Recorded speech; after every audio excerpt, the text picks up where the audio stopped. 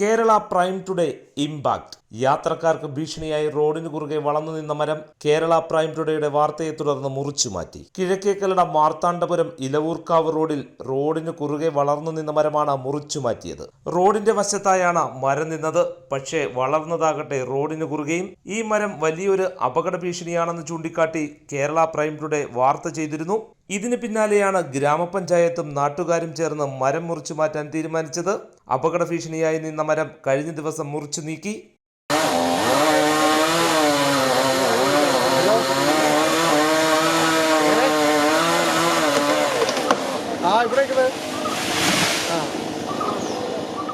ഏത് നിമിഷം വേണമെങ്കിലും മരമൊടിഞ്ഞു വീഴാം എന്ന അവസ്ഥയിലായിരുന്നു. മരത്തിന്റെ വേരുകൾ വളർന്ന് റോഡിന്റെ സംരക്ഷണ ഭിത്തി തകർന്നിരുന്നു. മാസങ്ങൾക്ക് മുമ്പാണ് പ്രദേശത്ത് മരക്കൊമ്പ് തലയിൽ വീണ ഒരു സ്കൂൾ വിദ്യാർത്ഥിനി മരണപ്പെട്ടത്. ഇതുവഴി കടന്നു പോകുന്ന സ്കൂൾ ബസ്സുകൾ ഈ മരത്തിൽ തട്ടുന്നത് പതിവായിരുന്നു.